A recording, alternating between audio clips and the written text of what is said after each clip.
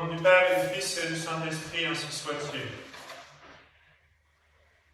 Il est assez rare qu'en sermon, nous traitions de l'actualité par prudence, tout simplement. Ce n'est pas le rôle d'un sermon de commenter les dernières nouvelles, les dernières rumeurs, ou de s'aventurer sur des spéculations que l'on risque bien de regretter quelques jours après.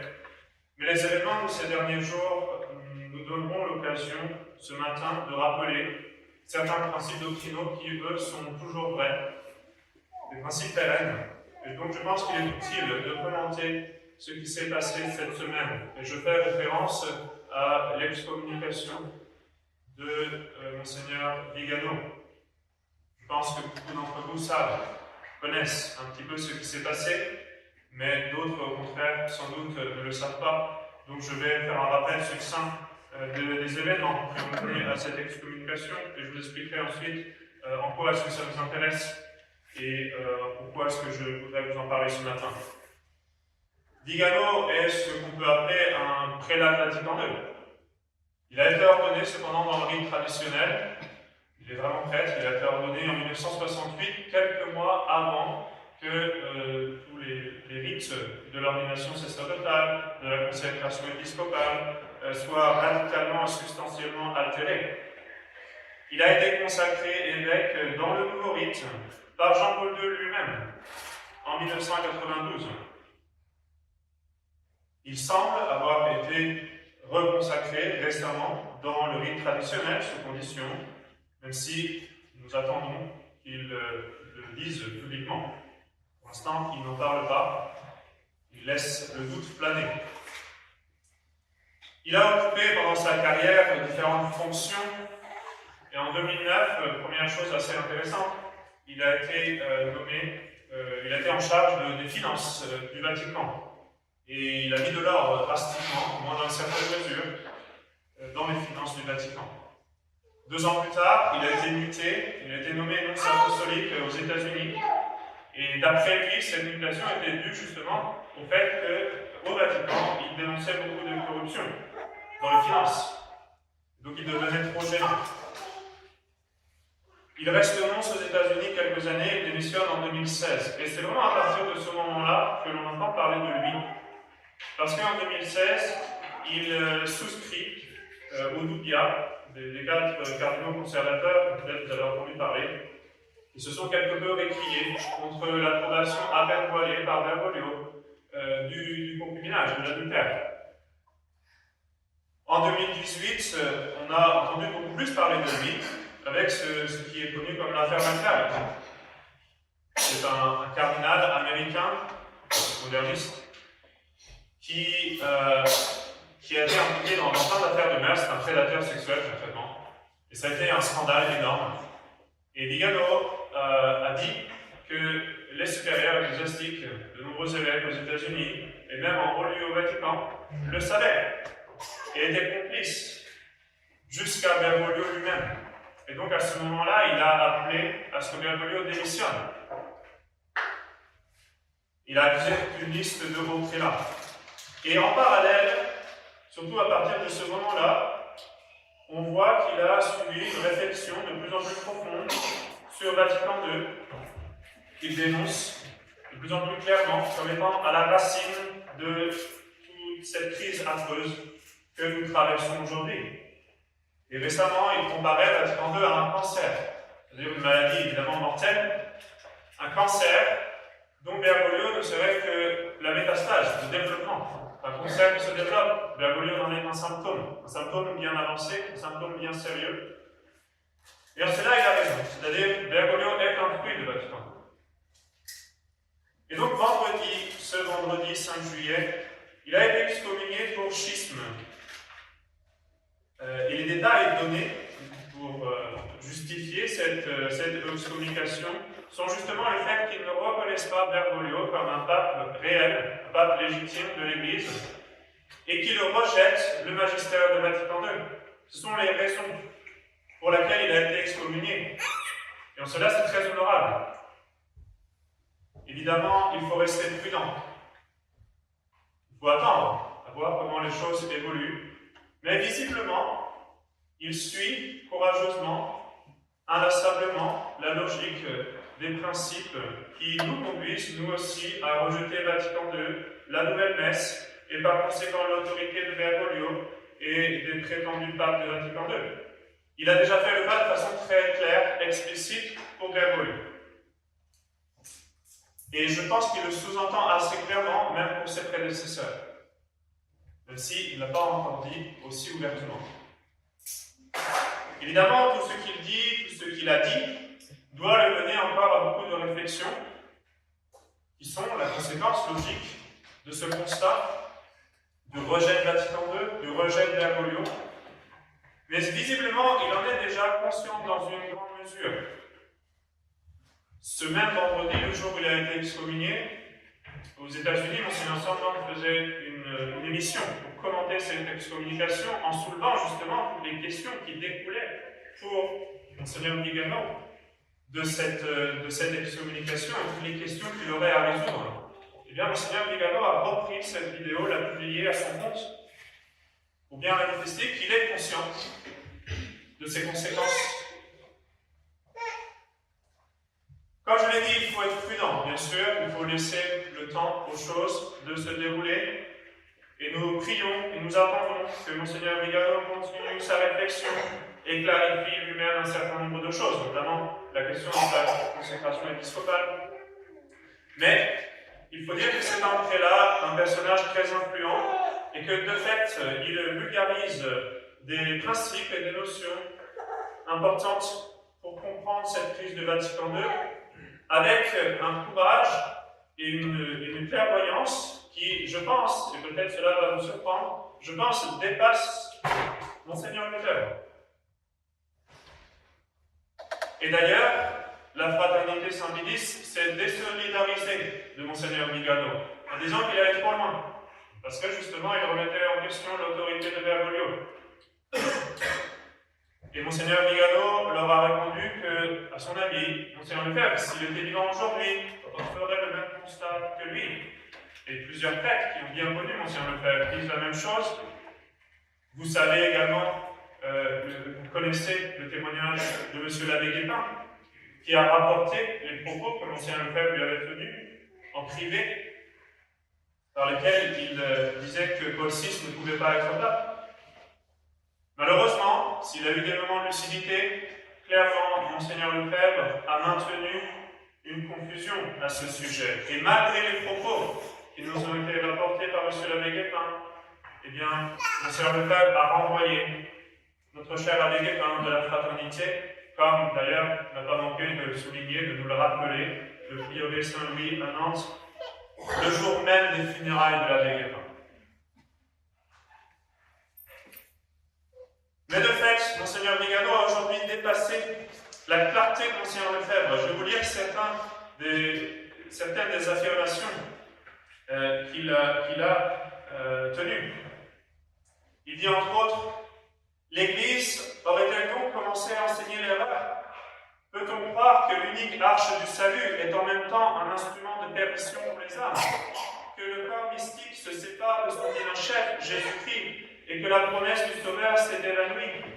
Cela ne peut évidemment pas être admissible, et ceux qui le soutiennent tombent dans l'hérésie et le schisme. » Vous comprenez bien pourquoi la fraternité n'est pas tout à fait d'accord avec ça. Il continue, « L'Église ne peut pas enseigner l'erreur, et son chef, le pontife romain, ne peut pas être à la fois hérétique et orthodoxe, Pierre et Judas, en communion avec tous ses prédécesseurs, et en même temps en schisme avec eux.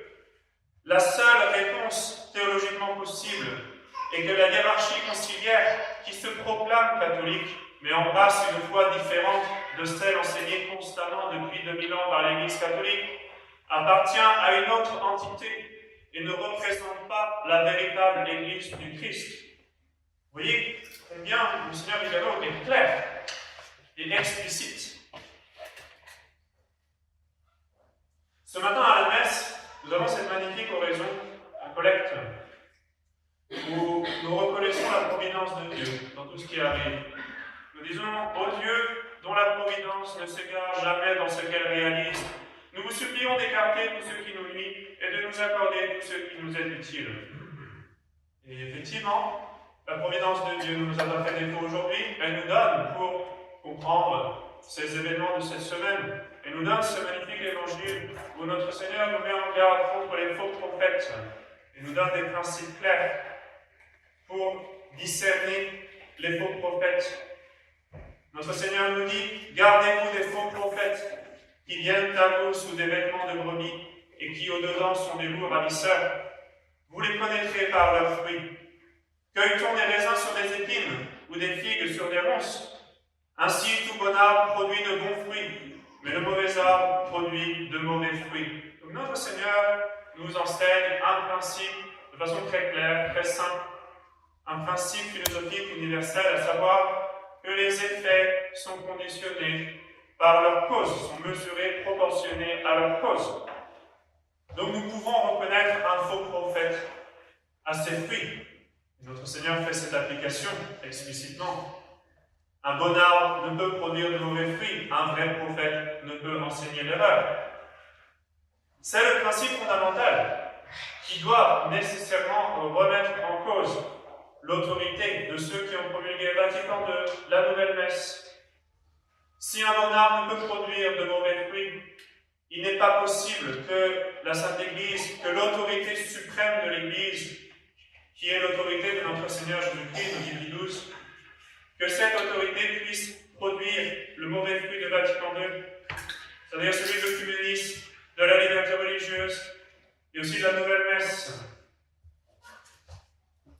Et à ce propos, Monseigneur Vigano dit clairement également, puisqu'il n'est pas théologiquement défendable que l'Église et la papauté soient des instruments de perdition plutôt que de salut, nous devons nécessairement conclure que les enseignements hétérodoxes véhiculés par la soi-disant Église conciliaire et les papes difficiles à partir de Paul VI constituent une anomalie qui remet sérieusement en question la légitimité de leur autorité magistérielle et gouvernementale. Et là, on remonte même jusqu'à Paul VI. Et c'est tout à fait vrai, il est impossible que l'Église enseigne l'erreur. Il est impossible que l'Église donne une mauvaise messe, une mauvaise discipline, c'est-à-dire une mauvaise loi. Si quelqu'un dit cela, il encourt l'anathème du Concile de Trente.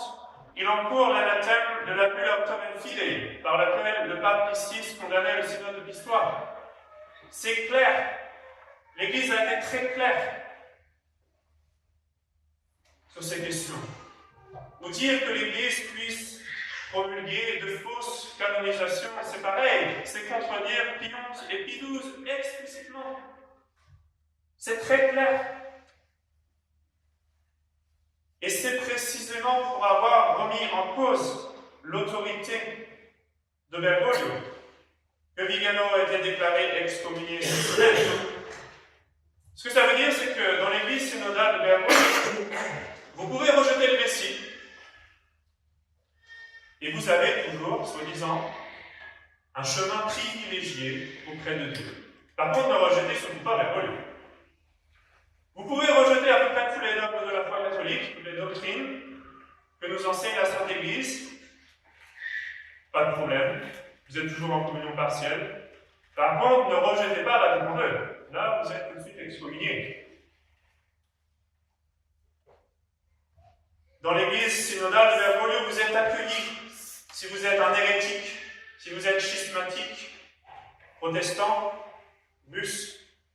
Là, on lève les excommunications, on fait des dialogues. Mais si vous rejetez Vatican II, c'est la chasse à l'homme. Vous êtes ostracisé. Dans l'église synodale de Bergoglio, on porte Pachamama en procession à Saint-Pierre de Rome, on permet aux sorciers d'offrir leur culte idolatrique. Mais celui qui s'attache à la messe traditionnelle est traqué. Et qui a promulgué ce décret d'excommunication? Le cardinal Fernandez, qui a écrit des obscénités. Il est connu pour cela. Il a écrit des obscénités. Et c'est lui qui est en charge de la foi, soi-disant. Vous pouvez, comme le jésuite James Martin, promouvoir les causes LGBT. Et vous êtes accueillis à Rome par Bergoglio et tout va très bien. Vous n'avez aucun problème. semaine dernière, il s'est présenté avec une image de la Sainte Vierge entourée d'un drapeau LGBT. Tout va très bien. Il n'aura jamais aucun problème. Mais si vous rejetez Vatican II, vous êtes excommunié. L'absurdité ne pourrait pas être plus flagrante. On vit dans l'absurdité.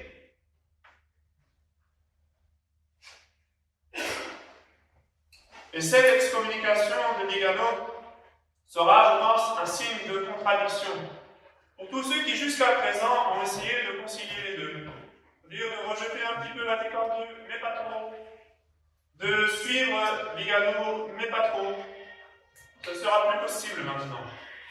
Et Vigano fait appel à tous ses confrères en disant « Devant mes confrères dans l'épiscopat et devant tout le corps ecclésial, j'accuse Jorge Mario Bergoglio d'hérésie et de schisme, et en tant qu'hérétique et schismatique, je demande qu'il soit jugé et destitué du trône qu'il occupe indignement depuis plus de 11 ans. » Donc tous ceux qui essayaient d'avoir un pied dans les deux camps vont devoir choisir. Et la fraternité saint-pédiste elle-même se trouve dépassée par Vigano, de très loin. Et je suis curieux de savoir quel côté ils vont prendre. Vont-ils défendre Bergoglio? Évidemment, le problème, ou la difficulté, l'objection qu'il nous dresse toujours, c'est de savoir quelle autorité avez-vous pour dire que Bergoglio, aujourd'hui, ses prédécesseurs avant, ne sont pas papes. C'est l'autorité de notre foi, elle-même motivée par l'autorité de Dieu révélant. C'est l'autorité de saint Paul aux Galates qui dit clairement « Mais si quelqu'un, fût-ce nous-mêmes ou un ange du ciel, vous annonçait un autre évangile que celui que nous vous avons annoncé, qu'il soit anathème. » C'est très intéressant de noter que c'est saint Paul qui le dit. C'était un apôtre. Les apôtres jouissaient d'une infaillibilité personnelle dans la foi. Aujourd'hui, seul le pape a ce genre d'infaillibilité personnelle. Mais justement, saint Paul nous dit, même si nous-mêmes venions à annoncer un autre évangile, qu'il soit anathème. Donc si quelqu'un prétend être pape, mais annonce un autre évangile, qu'il soit anathème. Il n'y a pas besoin d'être docteur de l'Église pour comprendre qu'anathème, ça ne veut pas dire la même chose que unacoum. Anathème. Ça veut dire qu'on n'a rien à faire avec lui.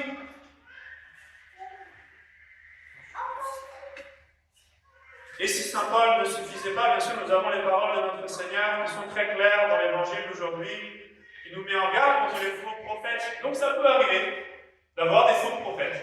Et comment les reconnaît-on? À leurs fruits. La procession solennelle du dimanche des Rameaux, dans laquelle notre Seigneur entre à Jérusalem et chasse ensuite les marchands du temple. C'est ceux qui essaient de faire des affaires avec les choses saintes. C'est la même chose que se dire, donnez-nous la messe en latin, on vous vend la doctrine.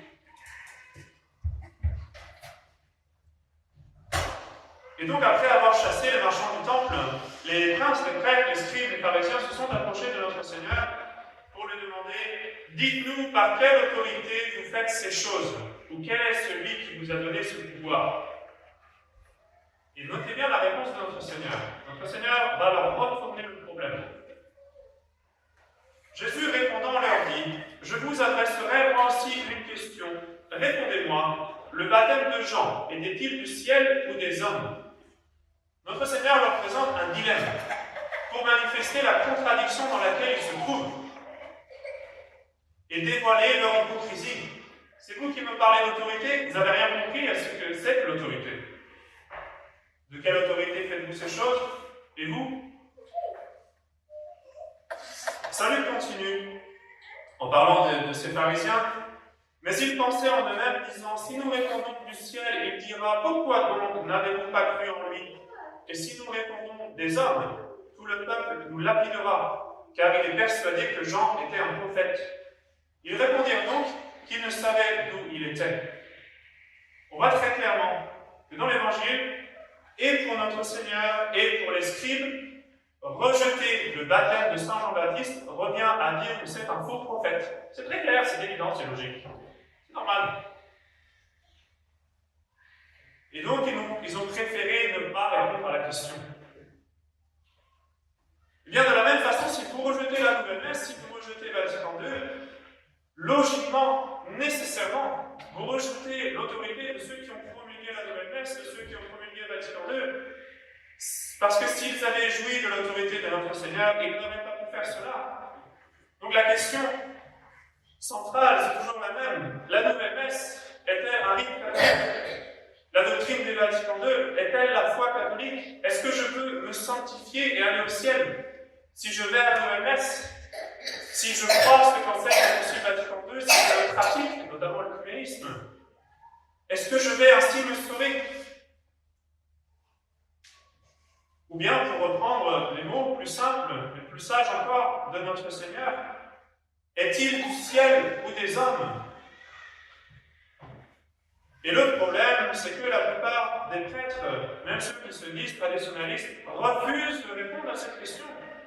Ils répètent l'attitude des scribes et des pharisiens, qui disaient « Nous ne savons d'où il est ». Ça, c'est ce qu'on appelle de l'ignorance affectée. C'est-à-dire quand on ne veut pas voir, on fait semblant d'avoir pas compris. Parce qu'on sait très bien quelles sont les conséquences implacables de la logique d'un rejet de Vatican II. Alors, bien chers fidèles, priez.